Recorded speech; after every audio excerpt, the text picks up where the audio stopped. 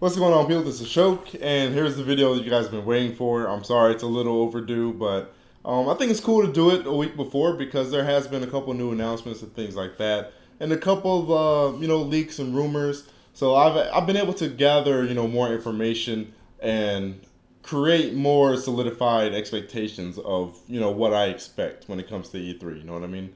But we're going to get right into it. No fancy intro or anything like that. Let's start with Sony. Sony, as they usually do, honestly, I'm not expecting anything amazing.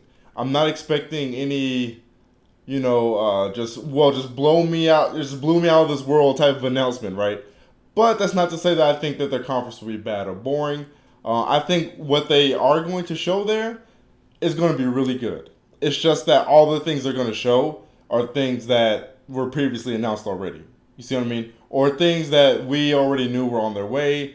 If it is a new announcement, I can't see that announcement being something we still couldn't have expected. You know what I mean? So for Sony in particular, I'm pretty much expecting them to just do rundowns of previously announced games. Of course, we're going to see, which will probably be an amazing Last of Us 2 demo. Excited for that game. Really enjoyed the first one. I said it was overrated. Yes, but I gave it a 9. Saying something is overrated is not saying that it's mediocre. Like there's no set quality that person is saying with a game or movie or whatever. I mean, just say it's overrated. Something could be rated a 9.7, and you can say, "Oh, I think that's overrated. I think it's a 9.4." 9.4 is still an amazing score. I shouldn't have to explain that, but I'm just putting that out there to avoid having any of those idiotic type of comments. Spider-Man, we're definitely going to see that. I expect them to probably have some Kingdom Hearts 3 thing. I don't know if Square Enix is having their own thing, right? Well, even if they are, honestly, I can still expect Sony to have a little showing of that game at their conference as well. They'll probably have some third-party showcases such as Battlefield 5.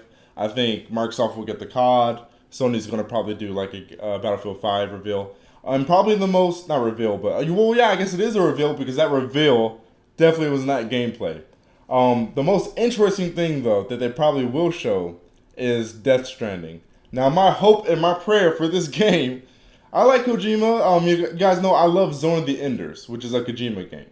So I like him for that matter. And I really enjoyed, I'm not a Metal Gear fan, but I specifically played 4. And 4 was just like one of my favorite games of last generation, just randomly for no reason. Of course, I played the first one. I didn't even play 2 or 3.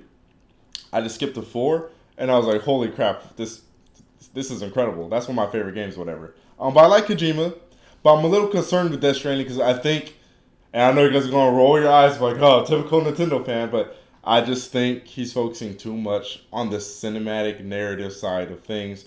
Hopefully, this game is first and foremost a game, then a story second. I expect there to be so many quick time events, so many basically interactive cutscenes, like that Order 1886 shit where you're just walking down a hallway for no reason. Instances where there's no reason for you to actually be controlling your character right now. This could very well serve as a cutscene type stuff. You know what I mean? I'm concerned that he may go a little too overboard with that because what we've seen so far, and of course, yeah, they've only shown cinematics, but the fact that it's taking them this long to actually get around to some gameplay leads me to believe, and maybe it's an inaccurate assumption, but it just leads me to believe that they're more concerned about the narrative and cinematics in this game. But we'll see. Hopefully this game looks great. Hopefully there's plenty of gameplay. Hopefully the gameplay is engaging and just as interesting as the story seems, because the story seems incredibly interesting. I'm all down for great stories in games. RPGs are one of my favorite genres. In my top 3 favorite genres, I love RPGs. I love fighting games, right? So as an RPG fan, I enjoy a damn good story. Shouts to Xenoblade Chronicles. So I'm not saying story don't matter. I'm not, I'm not this Nintendo fan like, Mario, woohoo, we don't need story. You guys know I don't go ham for Mario like that. I'm just saying I hope I hope it's a game first before anything else. So that's my expectations for Sony. Nothing really new, nothing really amazing. Maybe one announcement that might take us off guard, but that's it. Other than that, it's just going to be really, really great, solid showings of things that we wanted to see more of. That's cool. I'm fine with that by now. Moving on to Nintendo.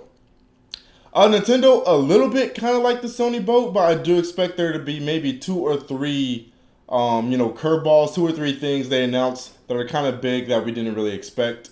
They do have a couple of potential, ace cards up their sleeves, such as Retro Studios' game, which I swear to God, we better freaking see this year, Nintendo. If we don't see Retro's game, I was about to say something I shouldn't say on YouTube, but just know it involved murder. But if we don't see that game, I'm gonna be so pissed. I'll just say that. I'm just gonna say that. But we already have a lot of things, and none of these things are confirmed, but they kind of might as well be. We know we're gonna see Fire Emblem. We know we're gonna see the new Smash game, which is a new game. Yes, it's not a freaking port. The few times Nintendo or other people like Hal, whatever, I can't remember the exact individuals, but the few times people from Nintendo or people who worked on the game have talked about the game, they've always said new title, new Smash, yada yada. Not to mention, they went to a teaser trailer for a port and then hype up this grand reveal at E3 for just a port or remastering. That doesn't make sense. It's a new game.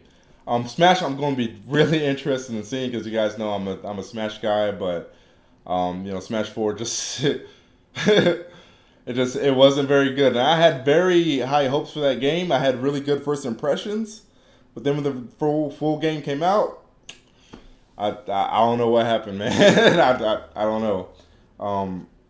But yeah, we should see Fire Emblem. We might get some more of the Travis Returns, which unfortunately isn't No More Heroes 3, but the game still looks good for what it is. Seems like a really cool, just game to play on the go, sit down, relax on the couch, something like that. I'm still gonna pick that game up. Kind of disappointed it's not No More Heroes 3, but he never confirmed that it was, so I never full on thought it was 100% sure. But if we buy this game, we support it. He said that he will definitely do a No More Heroes 3, so hey, let's go out and support this game. And I'm not saying that just blindly because it still looks like a good game. So it's like we're still getting a good game out of this. You know what I mean? So there's that. Metroid Prime 4. Metroid Prime 4. Now this is the number one announcement out of any of the companies, any of the consoles that I'm looking forward to. You guys know that. Well, not announcement, but reveal. I already know, I'm gonna fucking scream when I see this game. Like, I already know, man. I'm so ready to see Metroid. I've been waiting for a new Metroid game for so fucking long. A new console Metroid for so fucking long. And people say, like, oh, Other M was in 2010. Think about it. That was 8 years ago. And then it left a bad taste in a lot of Metroid fans' mouths. Not mine personally. And that's not me saying I think the game was like great or fantastic. I definitely recognize its flaws, and I definitely think the game could have been much better. But I still liked it overall. But it still didn't. It still wasn't. I would say this.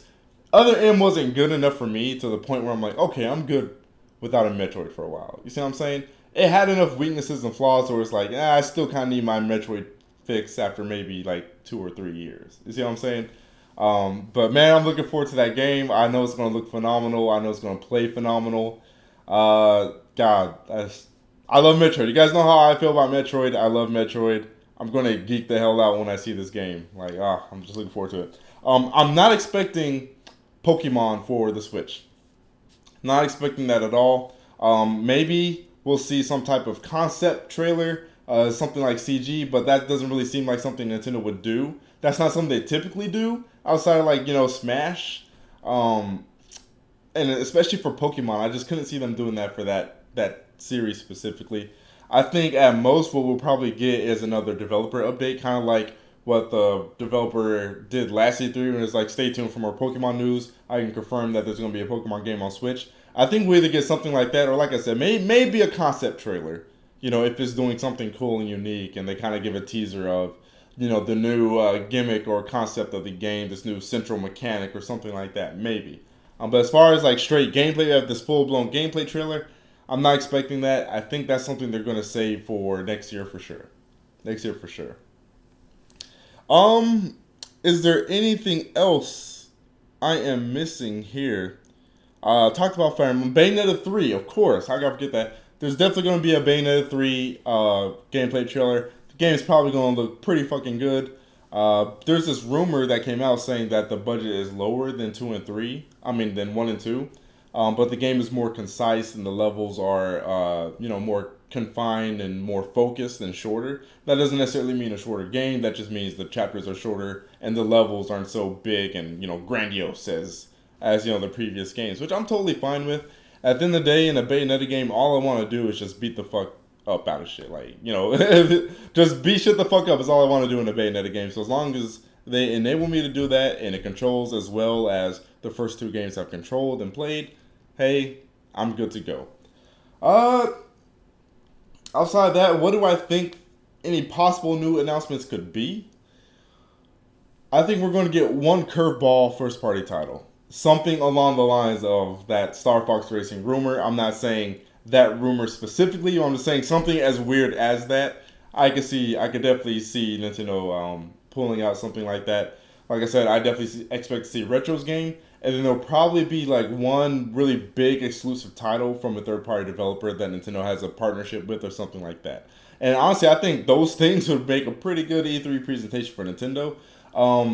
We'll get more details on the online for sure. I don't really care though. I'm not looking forward to it because I know there's nothing that they're going to say about these online details that I'm actually going to like. There's nothing in there that's going to be there that they actually should fucking have. Minus the announcements of the cloud saves. But there's not going to be any game chat. They're not moving the application over to the actual system, which it should be, but for some reason they have it on phone because while I'm playing my game, I definitely want to have my phone tethered to my head. That makes sense. But yeah. I'm sorry, someone just texted me. Going on to Microsoft. What do I expect from Microsoft? Jack fucking shit. That's what I expect from Microsoft. Not a damn thing. Microsoft is dead. They're dead. I'm sorry. Any of you Xbox fans out there, Microsoft is dead. I know what you guys are saying. Oh, the Xbox One is sold pretty okay, decently. And it has. Like, Xbox One isn't a commercial failure. Don't get me wrong. But as I've said before, Microsoft's business decisions, their push for Windows, and putting all of their, which would be otherwise exclusive quality games on PC, has created this, thing where it's like, wait a minute, the situation where you don't need an Xbox One. You don't. All these generations, I've always been like, man, I have to own every console because there's great exclusives on every console that I want to play. So I have to own every console if I want to play every game that I want to play. But the Xbox One, there's nothing. The only thing I can think of is Halo. I think Sunset Overdrive. I don't know if that got a PC release or not, but I think Halo and like Sunset Overdrive are like the only games that are actually exclusive to the Xbox One. Everything else is available on PC. So as someone who has a gaming PC, why the flippity fuck would I go out and buy an Xbox One? It doesn't make sense. Even if you don't, and people are like, oh, you know what, the people who don't have PCs and they're interested in PC gaming, let me message this dude back real quick. They're like, oh, the performance you get for $500 for an Xbox One X, excuse me, is more than you can get for a typical $500 PC. Now, while that may be true, while you probably would have to pay a couple or a few hundred more for a PC, that extra is worth it. You might as well go the whole way. You see what I'm saying? Because if you're trying to get high-end, 4K gaming or just HDR or whatever, you want these crisp-ass textures and environments and resolution, just go the whole way. You see what I'm saying? Like, why stop at the Xbox One? If you're going to go for premium, go for premium. You see what I'm saying? But Microsoft, I'm not expecting anything. I am expecting something from them. Absolute failure. Absolute disappointment. So be third-party game, app. Oh, fantasy football. Oh, look, new app integration with this thing. App integration with that thing. New streaming service, which all those things are fine, but those things are not fine when you don't have games to go along with them. There is no point to the Xbox brand right now. Microsoft has utterly killed their brand. Unless they do a complete 180, actually buy and throw some resources into their new and pre-existing first-party studios, I really can't I can't see the masses fucking with the Xbox brand like that next generation. They're going to have to do a complete turnaround unless they're doing what I think they're doing. I think they're trying to kill the Xbox brand intentionally because I think they're just trying to move everyone over to Windows and PC. To be honest, that's what I think Microsoft is doing.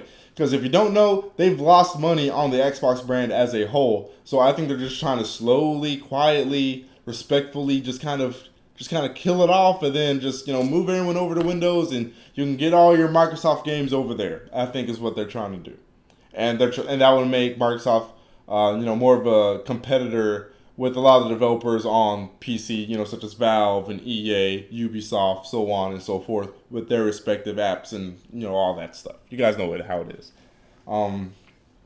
Not expecting anything from Microsoft. I'm expecting a couple laughs. I'm expecting a lot of long stretches of boring bullshit no one wants to see. There's probably going to be like a new FIFA, gameplay trailer, new Madden trailer, something like that. Oh, Call of Duty. Oh, you get DLC a week earlier on Xbox One. Woo! Oh my God. Who gives a flying fuck? Microsoft. And most of you guys know what I'm talking about. It's just sad when you think about back in the day, the golden days, 2005 through 2009 was when Microsoft was on it. The Xbox 360 was actually the system to have during that time. And if anyone had just recently jumped into gaming, that may surprise you. But there was a point in time where Microsoft was kind of on top. 2005 to 2009, 360 was an amazing system. It had great games. It had a nice flow of actual exclusives. And then 2010 hit, we got the Kinect, and that's just when it went all to shit. It just... But yeah, that pretty much wraps up my expectations and thoughts, guys. As far as next week, Tuesday, actually Sunday, Monday. I don't know why I skipped Monday. Sunday, Monday, and Tuesday, I will have off. I actually requested Monday and Tuesday off specifically so I can stream my live reactions to these events and conferences for you guys. Say thank you. No, I'm just kidding. And I'll also be actually streaming some of the other things that happen. I might do EA and Ubisoft if I have the time. If you guys ask me, if it's if you guys really want it, if it's requested enough. I'll also be streaming the Smash 5 Invitational Tournament, since that'll be our real first look at, just kind of uncut gameplay of the game. So I'm sure a lot of you Nintendo guys are going to be interested on my analysis and thoughts on what I'm seeing regarding that game. So it's not just going to be Sony, Microsoft, and Nintendo. I'll be streaming a couple of other things here and there. So make sure you're following me over at twitch.tv/Shokio. And also my Twitter and my Facebook as well. Whenever I upload a video on here, people are like, oh, Shokio, I missed you, where you been? Or, oh my God, this guy's still alive. The people who have me added on Twitter and especially Facebook, they haven't skipped a beat with me. Because I post on my Facebook pretty occasionally, and I say I post on my Twitter pretty decently, but mostly my Facebook. So if you guys want my updated thoughts on things and stuff like that, I talk about all that stuff on Facebook. I pretty much moved my videos over to Facebook. But who knows, maybe one day I will come back to YouTube, but don't get your hopes up. But E3 is going to be next week. It's going to be lit. I'm going to be streaming. Follow my Twitch. Follow my Twitter. Add me on Facebook. And I'm going to call it a video. Thanks for watching, guys. I'll see y'all later.